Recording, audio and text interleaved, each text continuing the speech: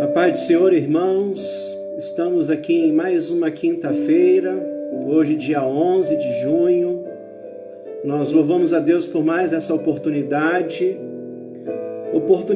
de estarmos meditando na palavra, buscando na palavra orientação para as nossas vidas, orientação para o nosso relacionamento com Deus, para o nosso relacionamento conosco, com a nossa própria alma, e também queremos nos relacionar melhor com o nosso semelhante. Por isso nós vamos pedir a Deus nesse momento que Ele esteja preparando os nossos corações e que seja um momento especial na vida de todos nós. Que Deus continue abençoando a nossa igreja, os nossos irmãos que estão conosco nesta noite, nosso irmão Lucas, Devanilda, nossa irmã Paulinha, Cida, Marlene, Milena também conosco. Deus te abençoe, Milena. Se você quiser colocar aí um recado, é mais fácil para a gente identificar. Nossa irmã Fabiana também conosco, nesta noite abençoada que Deus nos concede. Queridos, vamos orar, vamos buscar a presença de Deus em oração. Nossa irmã Rosilene, nossa irmã Elisange, nós louvamos a Deus pela vida de todos, aqueles também que estão conosco, que não fazem parte da nossa igreja, mas fazem parte do corpo de Cristo, né? Que Deus também esteja abençoando os nossos irmãos, aqueles irmãos que posteriormente vão acompanhar esse estudo, que Deus esteja abençoando a sua vida, a sua família, a sua igreja, e que você também cresça na graça e no conhecimento de Deus. A salvação nos exige o crescimento. Por isso nós estamos aqui para estudar a palavra de Deus. Também conosco o nosso irmão Diácono Milton, nossa irmã Jane Mota, lá da Igreja Esperança, em São Geraldo. Queridos, vamos orar, vamos buscar a presença do nosso Deus, vamos pedir que Ele esteja iluminando as nossas mentes para podermos compreender espiritualmente a Sua palavra nesta noite. Vamos orar?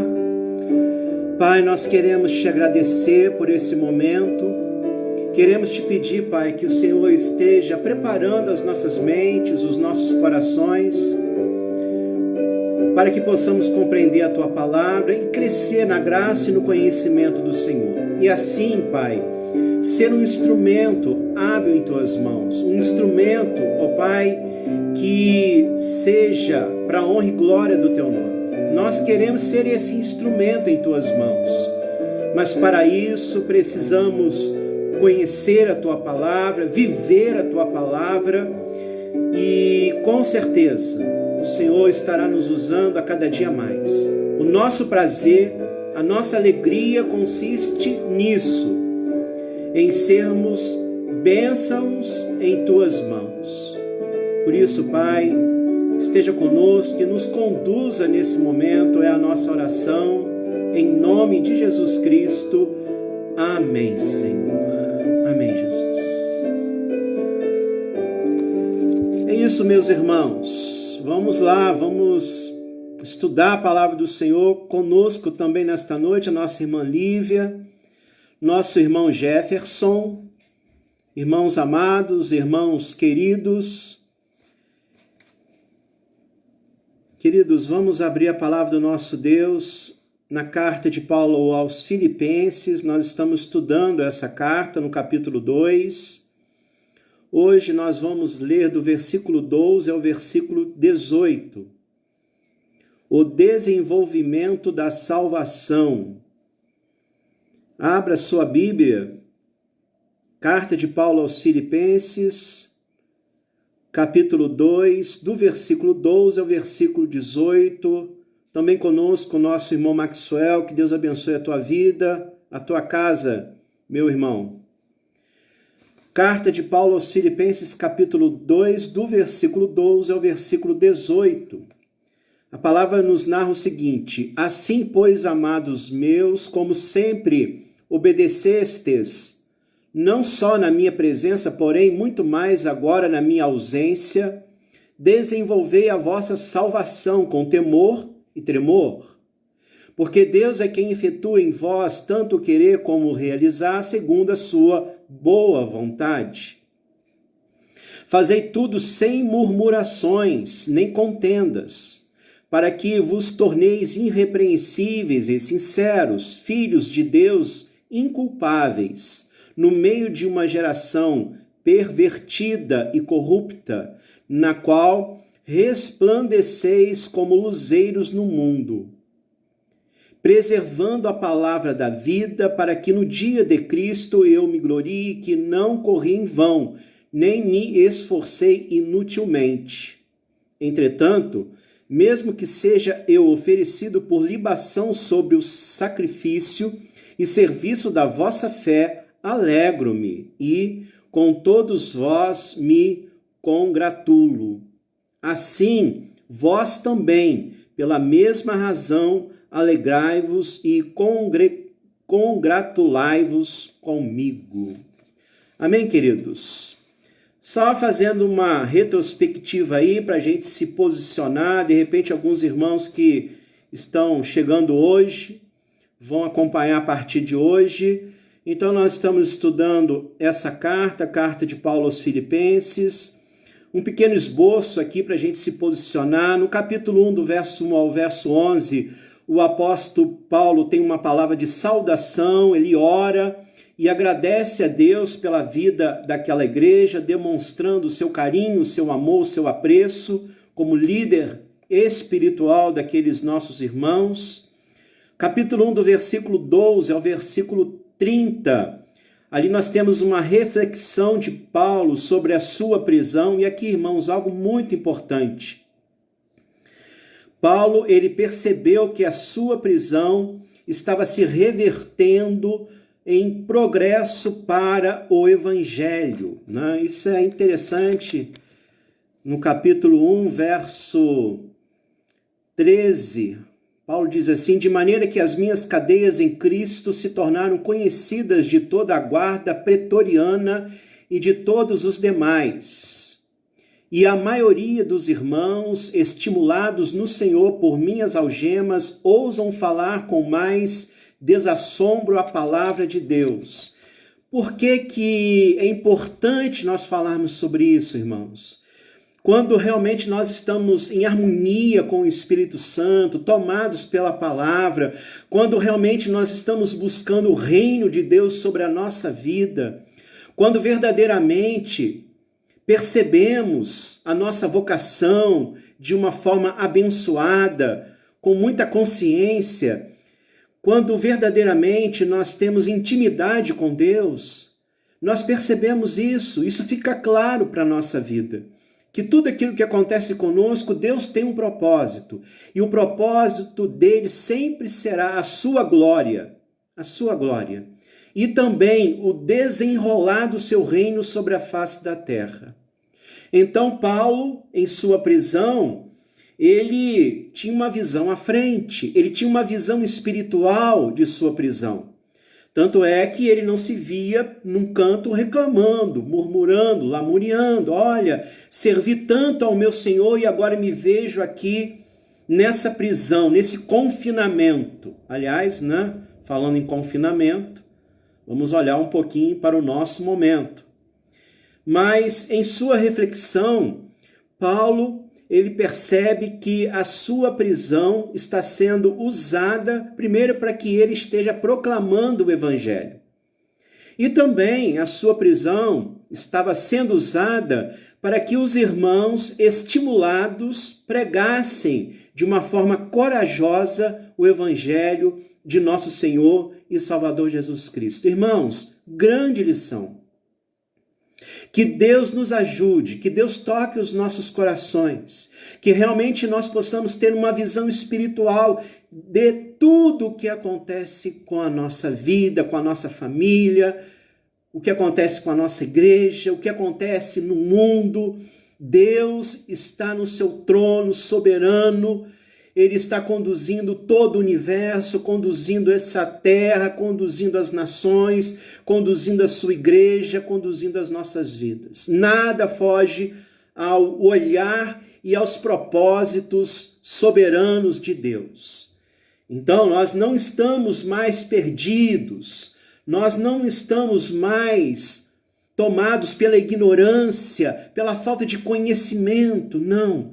Nós sabemos que pertencemos a Deus e tudo aquilo que acontece em nossa vida, Deus tem um propósito, por mais que seja doloroso muitas vezes, por mais que isso exija de nós algum tipo de sofrimento. Vejam, Paulo preso.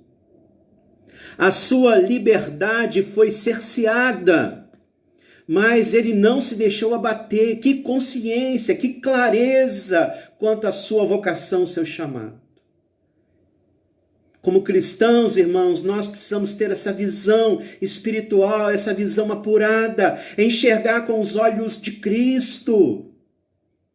Por isso, Paulo glorifica a Deus. Senhor, estou preso aqui. Quando ele escreveu essa carta aos Filipenses, tudo indica que ele estava em Roma, já preso, e lá ele foi martirizado, juntamente com Pedro, segundo os estudiosos, segundo a tradição.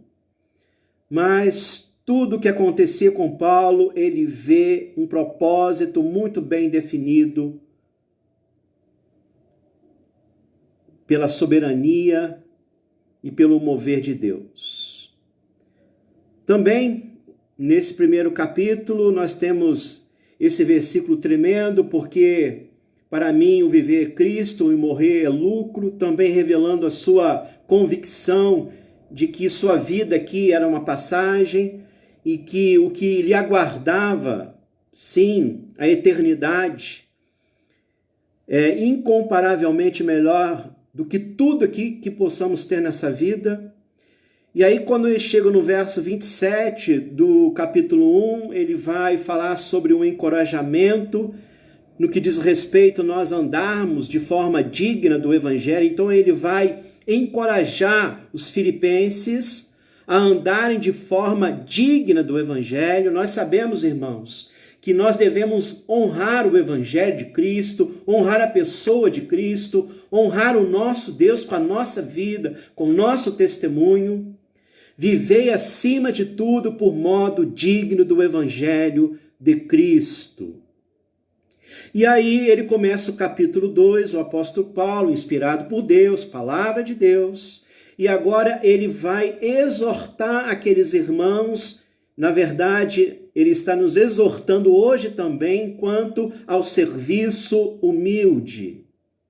Quando nós falamos aqui em serviço humilde, nós estamos falando em serviço na dependência de Deus. E nós sabemos, irmãos, nós só temos como servir a Deus em amor, em compaixão, se nós estivermos vivendo na dependência total de Deus. Sem essa dependência de Deus, nós não temos como servir. Não servir da nossa forma, e nós temos falado sobre isso, mas servir de acordo com os padrões estabelecidos por Deus, por Jesus, nosso Senhor e Salvador. Então só pode servir em amor, em compaixão, só pode servir através do perdão, da paciência, da misericórdia, quem realmente vive na dependência de Deus, quem vive para Deus, quem realmente tem a consciência que a sua vida aqui é uma passagem. Como cristãos, nós não estamos aqui nessa terra para sermos consumidos por essas coisas que vão ficar por aí. Não. Nós somos tomados por um ideal infinitamente elevado. Nós aqui estamos sendo conduzidos pelo reino de Deus, até porque nós somos cidadãos do reino de Deus. Então, Paulo, no capítulo 2, ele vai começar a exortar a igreja quanto ao serviço a Deus. e esse serviço sendo desempenhado com humildade, dependência a Ele. Ah, Senhor, tenha misericórdia de mim, Senhor, e me ajude a Te servir, a Te honrar, me ajude a amar, me ajude a perdoar, me ajude a lidar com as pessoas, inclusive aquelas pessoas que tantas vezes me perseguem. Isso é servir na dependência. Quem não vive na dependência de Deus não tem como servi-lo. E é claro, mais uma vez, não querendo ser cansativo, mas servi-lo da forma que Ele já nos ordenou, segundo os seus padrões, registrados aqui na palavra de Deus. É por isso que nós estamos aqui estudando. Nós queremos servir não do nosso jeitinho, não da forma que nós achamos ser a forma certa, mas queremos servir conforme os propósitos, os desígnios do Senhor. Então, capítulo 2, do verso 1 ao 30, exortação ao serviço humilde. Nós vimos, do verso 1 ao 4, Paulo encorajando aquela igreja a viver a unidade na fé e no serviço mútuo. Nós vimos também nesse capítulo, do verso 5 ao 11, Paulo nos dizendo que o nosso maior exemplo, o exemplo supremo, é o nosso Senhor e Salvador Jesus Cristo, tendo em vós o mesmo sentimento, isto é, a mesma atitude. Aliás, nós trabalhamos essa palavra aqui, sentimento, no verso 5, sentimento no verso 2, e pensar, que é o verbo phronel, e esse verbo significa isso, disposição mental, atitude mental. Então, servir a Deus não é algo que esteja alicerçado em sentimentos, emoções. Servir a Deus, queridos, está alicerçado na palavra dele, nos desígnios dele. Isso é muito importante. Então, nós vimos, do verso 5 ao verso 11, Paulo nos deixando o exemplo supremo, Jesus Cristo. Ele é o nosso exemplo supremo, perfeito. Se você, se nós queremos servir de uma forma real, verdadeira, abençoada, nós precisamos olhar para Jesus. Ele é o nosso exemplo. O que ele disse, o que ele ensinou, o que ele viveu. Então vamos seguir os mesmos passos. E assim nós vamos ser bênção. E nós vamos poder também abençoar.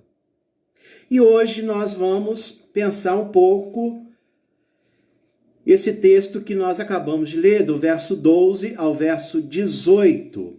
Aqui Paulo vai exortar os filipenses quanto ao desenvolvimento da salvação. Na verdade, aqui nesse texto, Paulo exorta aquela igreja a viver como luz para o mundo.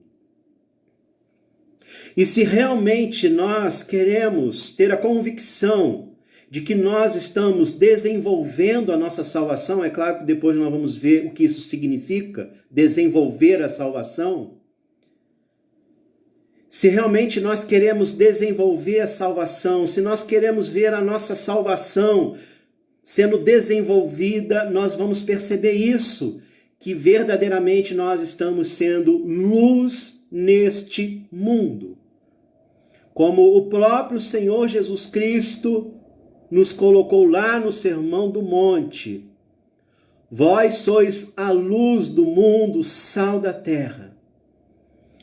Então nós estamos aqui como cristãos para servirmos, para brilharmos a luz de Cristo através da nossa vida. Irmãos, é a simplicidade do Evangelho. Às vezes nós nos preocupamos com tantas coisas no que diz respeito à nossa carreira cristã, no que diz respeito à comunidade, à igreja, à nossa dinâmica de vida eclesiástica, né? Então, nós nos vemos preocupados com tantas coisas, coisas que são periféricas, e muitas vezes nós deixamos a essência de lado. É claro, e isso tem um motivo, porque a essência, irmãos, exige muito. É mais fácil nós ficarmos na periferia. A essência do evangelho, o amor, o serviço sacrificial, o se entregar, isso exige. E é por isso que nós precisamos abrir os olhos, porque Satanás, ele sabe muito bem como enganar as pessoas, inclusive enganar os próprios filhos de Deus. Se nós não vigiarmos, irmãos, como Jesus nos exortou, nós caímos sim em suas tentações. Aliás, uma estratégia do diabo para neutralizar a nossa vida espiritual é nos fazer perder tempo com aquilo que não é essencial. Aquilo que não é essencial. Então, às vezes, como cristãos, como membros do corpo de Cristo, membros da igreja, nós nos vemos consumidos por tantas preocupações. Temos tantas preocupações, mas deixamos a essência de lado, renegada, que é o amor a Deus, o amor ao nosso próximo, o serviço sacrificial. E é claro que, vivendo a essência do Evangelho, nós vamos ser luz. Nós vamos ser luz. Nós vamos brilhar a luz de Cristo. Não é a nossa própria luz. Não é a luz própria, mas a luz de Cristo. Então agora, do verso 12 ao verso 18, o texto que nós lemos, Paulo vai nos exortar a viver como luz para o mundo. Só consegue ser luz para o mundo aqueles cristãos que desenvolvem a sua salvação de uma forma comprometida e responsável. E é claro, irmãos, que nós começamos esse texto já olhando ainda o verso 5 até o verso 10, onde Paulo vai nos deixar como exemplo a pessoa de Cristo. Como exemplo para nós, Cristo é a nossa referência, é o nosso padrão. Então, com o exemplo poderoso de Cristo diante deles, o que Paulo registrou do verso 5 a 11, os filipenses agora são exortados a revelarem a mesma fé, a mesma obediência em suas vidas. É tremendo, né? Quando do verso 5 ao verso 11, Jesus nos faz olhar para ele como exemplo supremo, como padrão, como a referência. E é claro que olhando para ele nós vamos poder desenvolver a nossa vocação de uma forma abençoada. Então, no texto que nós lemos, nós vamos ver aqui, primeiro, nós devemos seguir o exemplo de obediência de Jesus. E aí nós vamos voltar lá no verso 8. A si mesmo se humilhou, tornando-se obediente até a morte, morte de cruz. Então, mais uma vez a palavra do Senhor nos exorta a seguir o exemplo de obediência de Jesus. E é claro, seguindo o exemplo de obediência de Jesus, nós vamos desenvolver a nossa salvação com temor e tremor. Porque é assim que Paulo começa o texto que nós lemos. Assim, pois, amados meus, como sempre obedecestes, olha só, aqui Paulo está falando sobre obediência novamente, e ele já tinha falado sobre a obediência de Cristo. Nós somos obedientes na obediência de Cristo. Então não é qualquer tipo de obediência. Nós devemos ser obedientes a Deus como Cristo foi. Não é ser obediente de qualquer forma, de qualquer maneira. Então nós devemos ser obedientes como Cristo. A si mesmo se humilhou, tornando-se obediente até a morte, morte de cruz. Então Paulo vai falar sobre esse princípio que é nós estarmos desenvolvendo a nossa salvação. Primeiro, nós devemos entender que desenvolver a salvação não no sentido de nós estarmos contribuindo para a nossa salvação, até porque nós sabemos, irmãos, inclusive como bons presbiterianos, muito mais que presbiterianos, como estudantes da palavra de Deus, em matéria de salvação, em matéria de novo nascimento, nós sabemos que é um ato exclusivo de Deus. Salvação é um ato exclusivo de Deus. Pela graça sois salvos mediante a fé.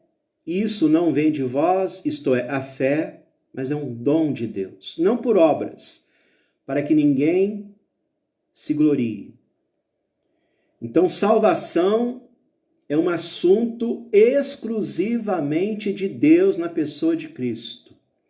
Então, quando Paulo está dizendo aqui que nós devemos desenvolver a nossa salvação, não é no sentido de nós estarmos contribuindo para a salvação, não é isso.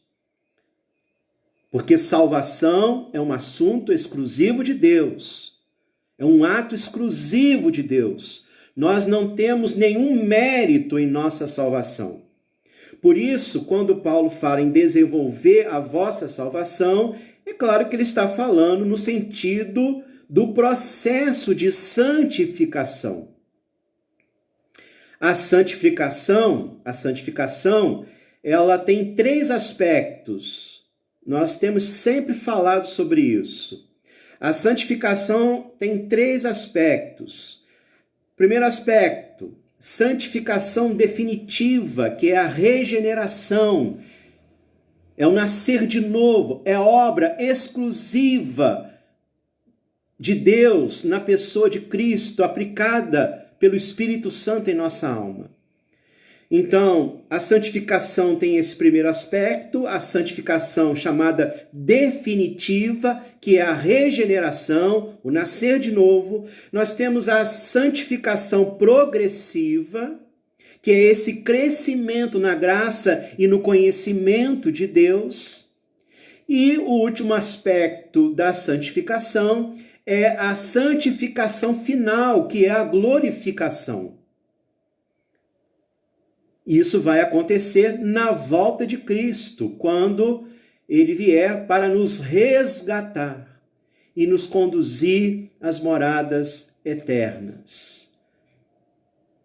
Então, queridos, quando Paulo diz aqui que nós devemos desenvolver a nossa salvação, ele está falando no segundo aspecto da santificação, que é o crescimento, que é a santificação progressiva, é o crescimento na graça e no conhecimento de Deus. E eu estava aqui lendo a minha Bíblia de Genebra, quando a Bíblia de Genebra chega aqui no verso 12 do capítulo 2 da carta de Paulo aos Filipenses, a Bíblia vai nos mandar ir lá na primeira carta de Paulo aos Coríntios, capítulo 6, verso 11, onde Paulo, escrevendo aos Coríntios, ele vai falar sobre a santificação. E na Bíblia de Genebra, eu vou ler aqui rapidamente, nós temos aqui um estudo sobre a santificação. E aqui diz assim: de acordo com o breve catecismo de Westminster, página 35, a santificação é obra da livre graça de Deus pela qual somos renovados em todo o nosso ser, segundo a imagem de Deus, e habilitados a morrer cada vez mais para o pecado e a viver para a retidão. É uma mudança contínua, operada por Deus em nós, livrando-nos dos hábitos pecaminosos e formando em nós afeições, disposições e virtudes semelhantes às de Cristo. Isso não significa que o pecado seja instantaneamente erradicado. Porém, é mais do que uma ação contrária pela qual o pecado seja apenas restringido ou reprimido, sem ser progressivamente destruído. A santificação é uma real transformação, não mera aparência. Isso aqui é muito importante. Santificação é algo que acontece no profundo do interior humano. A santificação começa no nosso interior e ela vai se revelar exteriormente.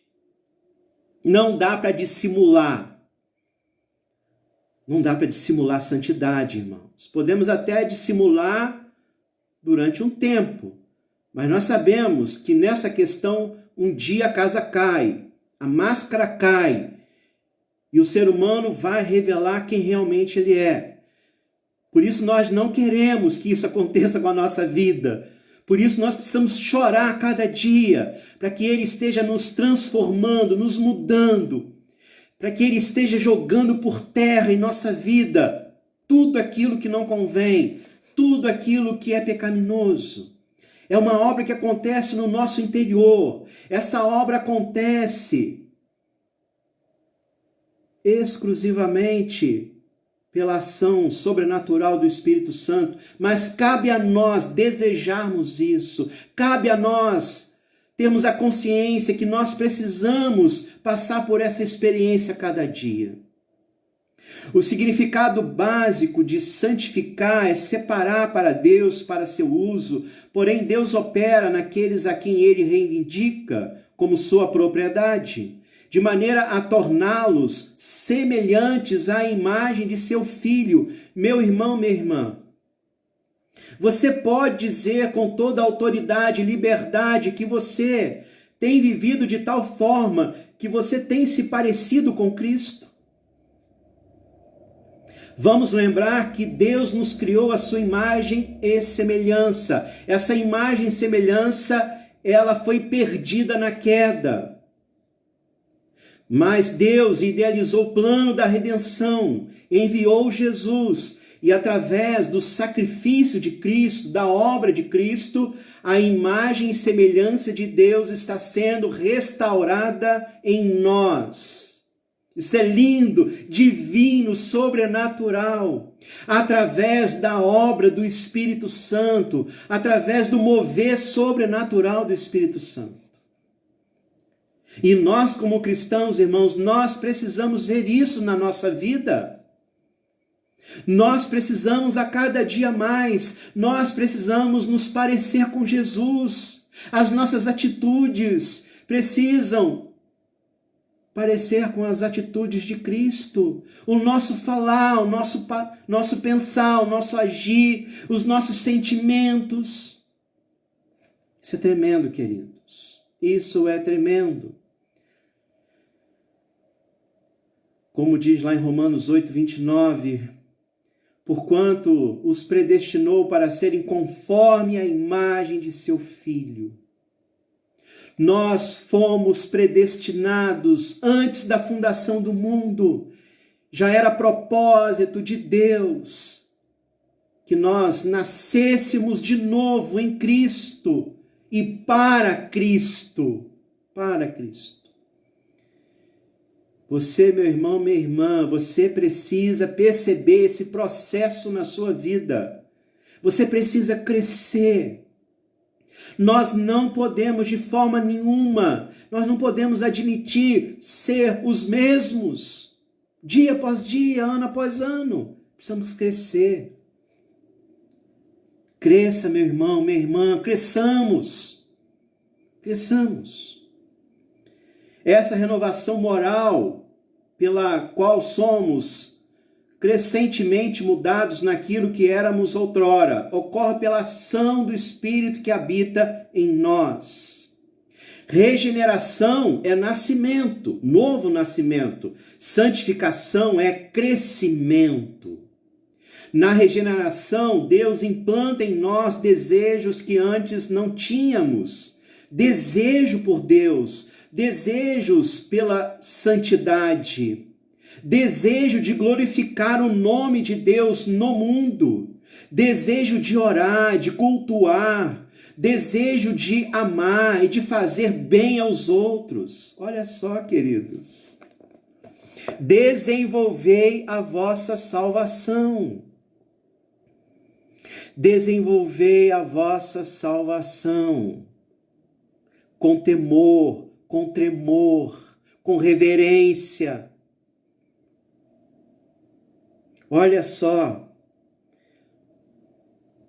nós podemos ficar hoje só aqui, o que é santificação. Depois eu vou tentar escanear esse estudo aqui. Se você tem a sua Bíblia de Genebra, está lá na página 1352. Que estudo tremendo! A regeneração é um ato instantâneo de Deus que leva a pessoa da morte espiritual para a vida. É obra exclusiva de Deus.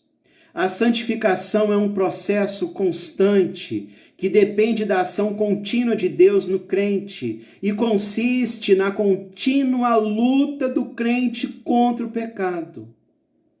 É luta, irmãos. É luta constante. Então consiste numa luta do crente contra o pecado. O método de santificação usado por Deus não é nem ativismo, isto é, atividade autoconfiante, isto é, nós vamos nos santificar não porque nós somos bons, porque nós somos capazes, nada disso, sem esse triunfalismo diabólico, porque nós somos pecadores, carentes de Deus, carentes da ação sobrenatural de Deus para tudo em nossa vida. Então, nada de autoajuda aqui, tá, irmãos? Isto é, você pode, você é o cara, ou a cara, né? Nada disso. Então, o método de santificação usado por Deus não é nem ativismo, atividade autoconfiante, nem apatia, passividade, confiante em Deus. Isto é, na cabeça de alguns irmãos, nós já somos salvos, pronto, tá bom. A salvação não exige nada, porque a salvação foi nos dada. É uma visão corrompida do que seja a salvação, irmãos. É claro que a salvação foi nos dada por Deus na pessoa de Cristo. Mas nós, quando lemos a palavra está sempre nos convocando a viver uma vida de santidade, a uma vida que renegue esse mundo, renegue as coisas do mundo, a imoralidade do mundo. Então é luta, é esforço. É claro que esse esforço só é possível através do mover do Espírito Santo. Então nós devemos ter cuidado tanto com essa visão ativista, né?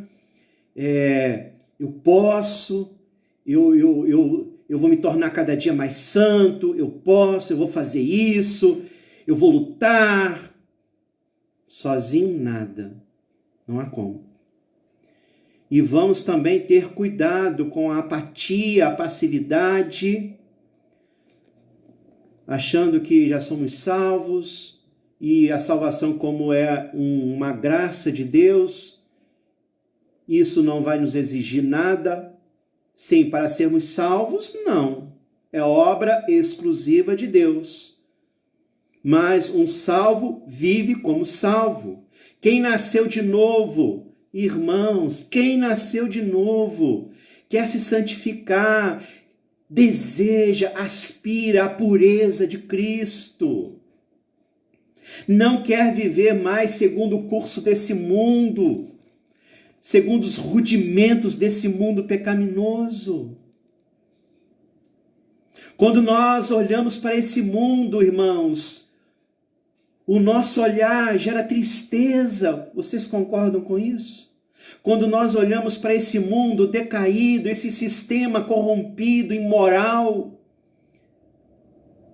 as pessoas tomadas pelo pecado, alienadas de Deus, egoístas, carnais. E tudo isso, irmãos, tem feito com que esse mundo a cada dia mais caminhe para pior. O mundo está condenado, queridos.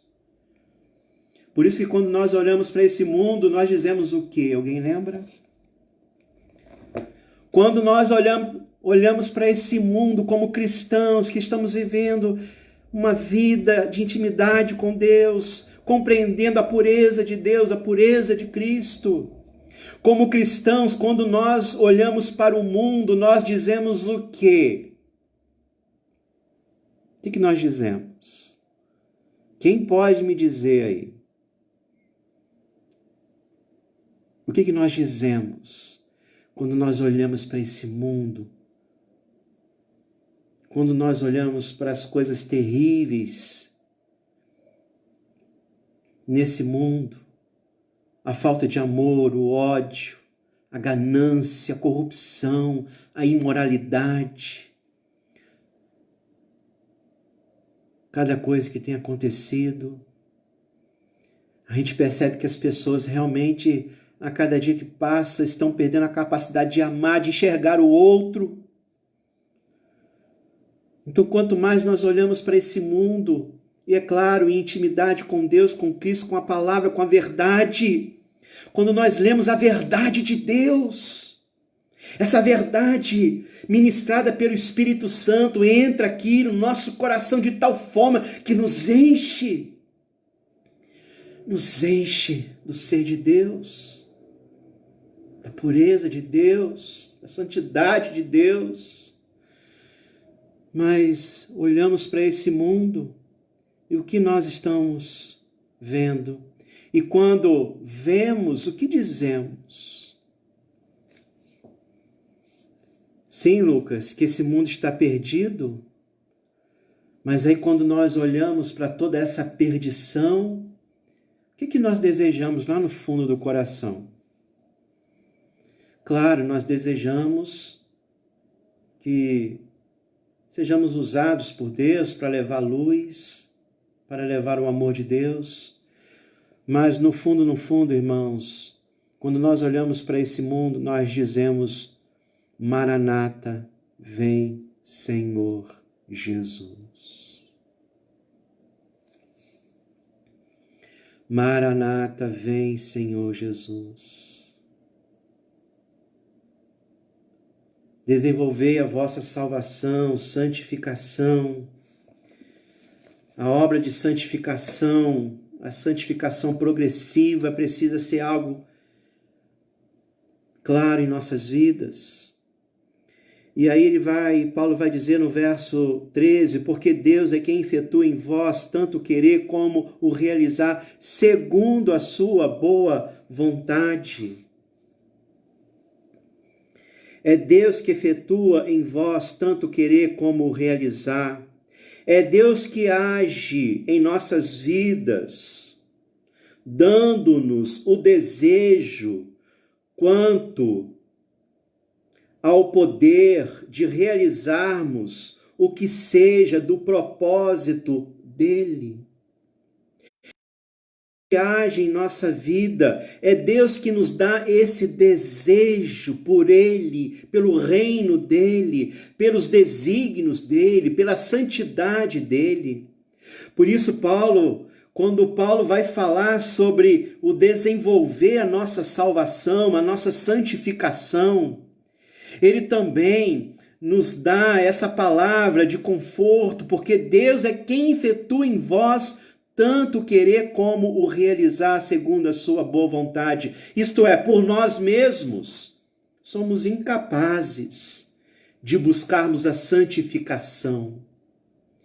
Mas na própria obra da redenção, como nós lemos aqui nesse estudo aqui na Bíblia de Genebra, a própria obra da redenção fomenta em nós o desejo pela santificação. Então, aqueles que estão em Cristo, desejam a Cristo, desejam a pureza de Cristo. É Deus que efetua em vós tanto o querer como o realizar. O esforço humano não viola nem deprecia a obra redentora de Cristo na cruz. mas é um resultado dela. Então, quando a Bíblia nos manda lutar, quando a Bíblia nos exorta a nos esforçarmos para vivermos de modo digno do Evangelho, em santidade de vida, queridos, isso é obra da redenção. Isso só é uma realidade porque nós nascemos de novo. E é claro que isso está em harmonia com uma pergunta e uma resposta que está lá no Evangelho de Mateus, capítulo 19. A pergunta dos seus discípulos, dos discípulos de Jesus. Sendo assim, quem pode ser salvo? E Jesus respondeu o quê? Isto é impossível aos homens, mas para Deus tudo é possível. Isso é impossível aos homens, mas para Deus tudo é possível. Então Paulo começa esse texto exortando aqueles irmãos. Essa exortação é também para nós hoje. Nós precisamos, em obediência aos desígnios de Deus, não vamos esquecer que obedecer é melhor do que sacrificar.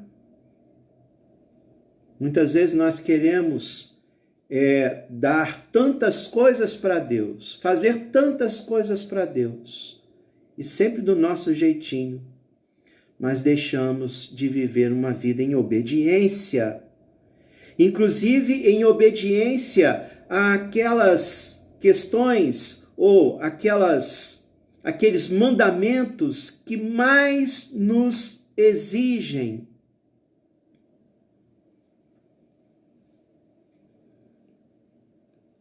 Existem mandamentos que exigem muito da nossa parte. Mas nós precisamos viver em obediência. Vivendo nessa obediência, sendo obedientes de fato a Deus, aos seus propósitos, nós vamos desenvolver a nossa salvação e esse desenvolvimento é Deus que vai efetuar em nossas vidas. Esse desejo que nós temos pela santificação, esse desejo é obra do Espírito Santo. É obra do Espírito Santo. Aliás, quando nós estudamos aqui a palavra, nós geralmente lemos alguns desses versículos que nós estamos estudando em nossa tradução, em outra tradução, e nós temos estudado e lido também muito a tradução NVT. E aqui nessa tradução, capítulo 2, verso 13, diz assim: pois Deus está agindo em vós, dando-lhes o desejo e o poder de realizarem aquilo que é do agrado dele. Então, olha só, esse versículo 13, aqui em nossa tradução, na ARA, porque Deus é quem efetua em vós tanto o querer como o realizar segundo a sua boa vontade. Na NVT, esse versículo está assim: pois Deus está agindo em vocês, dando-lhes tanto o desejo quanto o poder, a unção, a capacitação para realizarem aquilo que é do agrado dele. Realizar aquilo que é da vontade dele, do propósito soberano dele. Que Deus nos ajude, irmãos. Olha, hoje não teve como ir até o verso 18. Nós vamos parar por aqui, nós estamos com pressa. Esses 2 versículos, só nesses 2 versículos nós temos tantos ensinamentos preciosos, tremendos. Vamos pedir a Deus, irmãos, que nós coloquemos em prática o que Deus está nos exortando aqui nesses 2 versículos, 12 e 13. Vamos desenvolver a nossa salvação, entendendo que tanto o desejo de cultivar uma vida de santidade, quanto o poder, a capacitação, vem de Deus.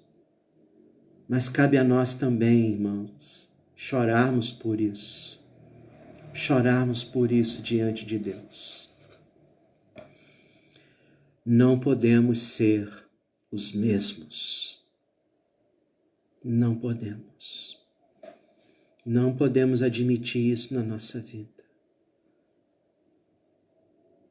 Os mesmos vícios, as mesmas incoerências,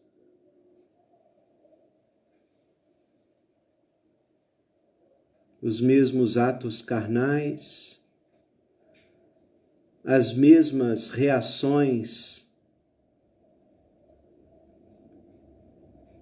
que não são permitidas pela palavra de Deus. Pense nisso. Vamos orar. Vamos agradecer a Deus. Desenvolva, meu irmão, a tua salvação. Isto é, cultive uma vida de santidade. E assim você vai revelar obediência. Porque é desígnio de Deus para a tua vida e para a minha vida.